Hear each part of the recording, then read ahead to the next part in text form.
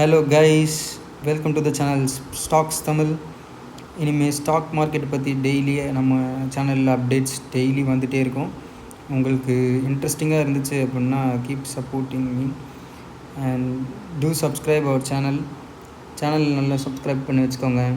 அப்புறம் சப்ஸ்கிரைப் பண்ணிவிட்டு பெல் ஐக்கானை கண்டிப்பாக மறக்காமல் கிளிக் பண்ணி வச்சுக்கோங்க. அப்போ தான் நம்ம போடுற வீடியோஸ்லாம் உடனே உங்களுக்கு வந்துடும் நோட்டிஃபிகேஷன். நீங்கள் உடனே நம்ம பார்த்து தெரிஞ்சுக்கலாம். ஸ்டாக் மார்க்கெட்டை பற்றின அப்டேட்ஸ்லாம் கற்றுக்கலாம். ஓகே, இது ஒரு புது முயற்சி, அதனால் இந்த வீடியோஸில் நிறைய மிஸ்டேக்ஸ்லாம் இருக்கலாம், அதெல்லாம் கொஞ்சம் கண்டுக்காதீங்க. ஆனால் டீட்டெயிலிங்கில் எந்த ஒரு மிஸ்டேக்கும் இருக்காது. நம்ம ஃபட்டாஃபட்டாக ஃபஸ்ட்டு நம்ம ஓவர்வியூ ஒன்று கொஞ்சம் பார்த்துட்டு நம்ம கொஞ்சம் கிராஸ் பண்ணி வச்சுருக்கோம் நியூஸு. அந்த நியூஸ்லேருந்து இருக்க இம்பார்ட்டண்ட் அப்டேட்ஸ்லாம் நான் உங்களுக்கு தரேன். உங்களுக்கு யூஸ்ஃபுல்லாக இருக்கும்னு நினைக்கிறேன். உங்களுக்கு ஏதாச்சும் ஸ்டாக்ஸ் இந்த ஸ்டாக்ஸ் பற்றி சொல்லுங்கள், இந்த ஸ்டாக்ஸ் பற்றி நான் தெரிஞ்சுக்கணும் அப்படின்னு நீங்கள் கேட்டிங்க அப்படின்னா, இல்லை ஒரு பேசிக் இன்ட்ரோ மாதிரி கொடுங்க ஸ்டாக் மார்க்கெட் பற்றி, அந்த மாதிரி ஏதாச்சும் கேட்டாலும் நான் சொல்கிறதுக்கு ரெடியாக இருக்கேன். கண்டிப்பாக கமெண்ட் பாக்ஸில் லீவ் பண்ணுங்கள் உங்களோட மெசேஜஸை. நான் கண்டிப்பாக அதை பார்த்துட்டு ரிப்ளை பண்ணுறேன். அதுக்கேற்ற மாதிரி நான் வீடியோஸும் ரெடி பண்ணுறேன். எஸ், இன்றைக்கி நம்ம ஃபர்ஸ்ட் ஸ்லைடில் என்ன இருக்குது அப்படின்னு பார்த்தோம் அப்படின்னாக்கா, எஃப்ஐஐ எல்லாருக்குமே இது ரொம்ப தெரிஞ்ச விஷயமாக தான் இருக்கும். ரொம்ப பேசிக். டெய்லி நம்ம ஸ்டாக் மார்க்கெட் எதை வச்சு மூவ் ஆகுது அப்படின்னு பார்த்தோம் அப்படின்னா, நம்ம டிஐஐஸ் அப்புறம் எஃப்ஐஐ. இந்த டிஐஐ எஃப்ஐஐ அப்படின்னா யார் அப்படின்னு பார்த்தோம் அப்படின்னா, இவங்க தான் ஃபஸ்ட்டு டிஐஐ அப்படின்றது டொமஸ்டிக் இன்ஸ்டிடியூஷ்னல் இன்வெஸ்டர்ஸ் அப்படின்னு சொல்லுவாங்க. இந்த டொமஸ்டிக் இன்ஸ்டிடியூஷ்னல் இன்வெஸ்டர்ஸ் அப்படின்னு பார்த்தோம் அப்படின்னா,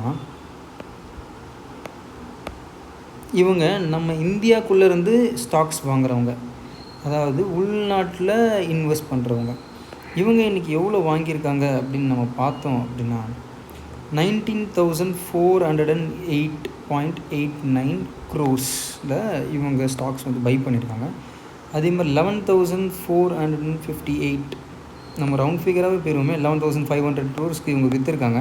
ஆக மொத்தம் இவங்களோட மார்க்கெட்டில் இப்போ நெட் வேல்யூ எவ்வளோ இருக்குது, மார்க்கெட்டில் இவங்க அமௌண்ட் மிச்சம் எவ்வளோ இருக்குது அப்படின்னு பார்த்தோம் அப்படின்னாக்கா, இது ஒரு 8,000 crores கிட்ட இவங்களோட மணி மார்க்கெட்டில் இன்வெஸ்ட் பண்ணி இருக்குது. எஃப்ஐஐஸ் நம்ம எல்லாருக்கும் தெரிஞ்சது தான், ஃபாரின் இன்ஸ்டிடியூஷனல் இன்வெஸ்டர்ஸ். அவங்க கிட்டத்தட்ட ஒரு வருஷம் 2 வருஷமாகவே விற்றுக்கிட்டே தான் இருக்காங்க. ஆனால் இந்த வருஷம் டிராஸ்டிக்காக விற்றுக்கிட்டு இருக்காங்க. இந்த போர் நடக்கிறதுனால உங்களுக்கு எல்லாருக்கும் தெரிஞ்சிருக்கும். 8,000 கோடிக்கு வாங்கியிருக்காங்க. அதில் 15,700 கோடிக்கு விற்றுருக்காங்க. ஆக மொத்தம் ஒரு 8,000 கோடி நம்ம மார்க்கெட்லேருந்து இன்றைக்கி எடுத்துகிட்டு போயிருக்காங்க நம்ம ஃபாரின் இன்வெஸ்டர்ஸ்.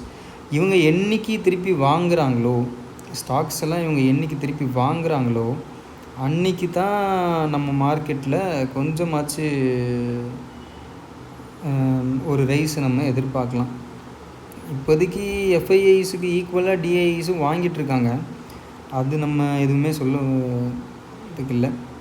என்ன தான் டிஐஐஸ் வாங்கினாலும் எஃப்ஐஐ என்றைக்கு ஃபாரின் இன்வெஸ்டர்ஸ் கொடுக்குறாங்களோ உள்ள அவங்களோட மணியை, எப்போ அவங்க போர் பண்ணுறாங்களோ மார்க்கெட்டுக்குள்ளே, அப்போ தான் நம்ம ஷேர் மார்க்கெட்டில் நல்ல ஒரு புல் பார்க்க முடியும்.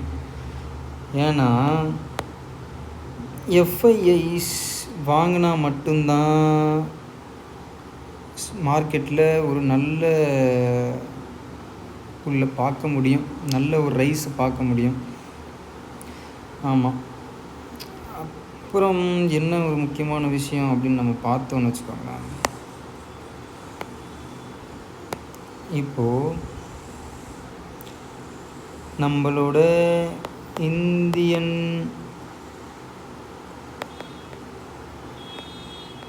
ருப்பி வீக்கன் ஆகிட்டு இருக்கு. கூட வார் வேறு, மார்க்கெட்டுக்கு எல்லாமே ஆப்போசிட்டாக தான் இருக்குது. ஃபேவராக எதுவுமே இல்லை, மார்க்கெட்டுக்கு ஃபேவராக ஒன்றுமே இல்லை. ஃபேவர்னு பார்த்தா ஒன்றுமே கிடையாது. ஃபேவர்னே ஒன்றும் இல்லை. மார்க்கெட் ரைஸ் ஆகிறதுக்கோ, இல்லை நம்ம இன்வெஸ்ட் பண்ணி வச்சுருக்க பணம் நமக்கு திருப்பி கிடைக்கணும், டபுள் மடங்காக கிடைக்கணும், ட்ரிபிள் மடங்காக கிடைக்கணும் அப்படின்னு சொல்லி ரொம்ப எதிர்பார்த்துட்ருக்காங்க. ஆனால் கண்டிப்பாக நாளைக்கு 7 ஏப்ரல் 26 மார்க்கெட் கண்டிப்பாக உங்களுக்கு க்ரீனில் பார்ப்பீங்க. ஏன்னா இப்போ நமக்கு இருக்க குளோபல் இண்டிகேட்டர்ஸ் படி டவ் ஜோன்ஸ் க்ரீனில் ட்ரேட் ஆகிட்டுருக்கு, கிஃப்ட் நிஃப்டி க்ரீனில் ட்ரேட் ஆகிட்டுருக்கு. ஸோ கண்டிப்பாக நம்ம அதெல்லாம் வச்சு கால்குலேட் பண்ணும்போது நாளைக்கு மார்க்கெட் கண்டிப்பாக பாசிட்டிவில் இருக்கும்னு நம்புவோம். பாசிட்டிவாக இருந்துச்சுன்னா ரெக்கவர் ஆகணும் நல்லா. அதே மாதிரி பாசிட்டிவில் இருந்து பாசிட்டிவ்லேயே முடியணும் அப்படின்னு நினைப்போம். நெகட்டிவில் போயிடாமல் செகண்ட் ஹாஃபில் திருப்பி எப்பவும் போல் அந்த மாதிரி ஆகாமல் இருக்கணும். இப்போ முக்கியமான ஸ்டாக்ஸில் நான் ஃபாலோ பண்ணுற ஒரு சில ஸ்டாக்ஸில் நான் ஒரு சில நியூஸஸ் எடுத்து வச்சுருக்கேன். அது இன்றைக்கி வந்தது ஏப்ரல் 6 ஒரு 9 மணிக்கு அளவுக்கு வந்த நியூஸ் படி பார்த்தோம் அப்படின்னாக்கா, ஷாம் மெட்டாலிக்ஸ் இவங்க ஸ்டெயின்லெஸ் ஸ்டீல் பிஸ்னஸில் இருக்காங்க. ஸ்டீலு, ஃபெரோ அலாய்ஸு, அப்புறம் அலுமினியம் ஃபாசில் எல்லாமே ப்ரொடக்ஷன் அண்ட் எக்ஸ்போர்ட்லாம் பண்ணிகிட்ருக்காங்க. அண்ட் இவங்களோட Q4 அப்டேட் ரிலீஸ் பண்ணியிருக்காங்க. அதில் அவங்களோட வால்யூம் 59% வந்து ரைஸ் ஆகிருக்கு. ஸோ இது இந்த ஷாம் மெட்டாலிக்ஸுக்கு ஒரு நல்ல நியூஸாக இருக்கும். சோர்ஸ் எங்கேருந்து எடுத்தீங்க அப்படின்னு கேட்டிங்கனாக்கா CNBC டிவி இவங்க தான் சோர்ஸ். அண்ட் நம்ம எல்லாருக்கும் தெரிஞ்ச ஒரு ரயில்வே ஸ்டாக் இது, நம்ம எல்லாருக்கும் தெரிஞ்சிருக்கும். இந்த ஸ்டாக் நமக்கு தெரியாமல் இருக்கவே இருக்காது கண்டிப்பாக. டிட்டாகர் அப்படின்னு சொல்லக்கூடிய ஒரு ஸ்டாக். இவங்க வந்து வெஸ்ட் பெங்காலில் ஒரு ப்ராஜெக்டை ப்ராஜெக்ட்டுக்கு பேஸ் போடுறதுக்காக இவங்களுக்கு NOD கிடச்சிருச்சு. நோ அப்ஜெக்ஷன் கொடுத்துட்டாங்க. நீங்கள் இங்கே உங்கள் ப்ராஜெக்டை ஸ்டார்ட் பண்ணலாம் அப்படின்னு சொல்லி இது பண்ணிட்டாங்க. அந்த ப்ராஜெக்டோட வேல்யூ எவ்வளோ அப்படின்னு பார்த்தீங்கன்னா 610 crore. கண்டிப்பாக வந்து டிட்டாகருக்கு இது ஒரு பெரிய பாசிட்டிவ் நியூஸாக தான் இருக்கும். நாளைக்கு கண்டிப்பாக இது பாசிட்டிவில் ஸ்டார்ட் ஆகும், நம்ம எதிர்பார்க்கலாம். பார்ப்போம். எதுவாக இருந்தாலும் நம்ம மார்க்கெட் நாளைக்கு ஓப்பன் ஆனால் தான் தெரியும். அண்ட் இன்றைக்குமே டிட்டாகர் வந்து பாசிட்டிவில் தான் க்ளோஸ் ஆகிருக்கு. ஒரு 2 to 3 rupees பாசிட்டிவில் தான் க்ளோஸ் ஆகிருக்கு.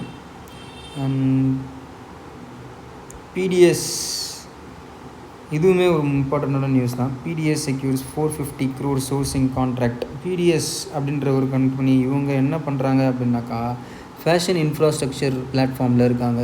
இவங்க வந்து இப்போ யூஎஸில் மார்க்கெட்டை லான்ச் பண்ணுறாங்க. இவங்களோட மார்க்கெட்டை US மார்க்கெட் வரைக்கும் கொண்டு போகிறாங்க. அதுக்கு இவங்க கிடைச்ச கான்ட்ராக்ட் தான் 450 crores. யூஎஸில் லான்ச் பண்ணுறது மூலியமாக இவங்களுக்கு அப்ராக்சிமேட்டாக 50 மில்லியன்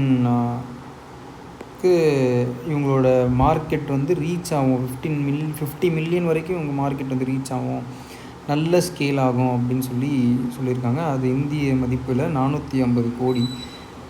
இந்த PDSோட ஃபேஷன் இன்ஃப்ரா ஃபீல்டில் இந்த 450 crore ப்ராஜெக்ட் கண்டிப்பாக இவங்களுக்கு ஒரு நல்ல பாசிட்டிவாக இருக்கும். ஓகே, இந்த மாதிரி ஸ்டாக் மார்க்கெட் நியூஸ்லாம் உங்களுக்கு நிறைய தெரிஞ்சுக்கணும், இந்த மாதிரி நிறைய நியூஸஸ்லாம் உங்களுக்கு தெரிஞ்சுக்கணுன்னு ஆசைப்பட்டீங்க அப்படின்னா கண்டிப்பாக நம்ம சேனலை வந்து சப்ஸ்கிரைப் பண்ணி வச்சுக்கோங்க. நான் இந்த மாதிரி இன்ட்ரெஸ்டிங்கான நியூஸஸ்லாம் உங்களுக்கு கொண்டு வர பார்க்குறேன். Until then, bye viewers.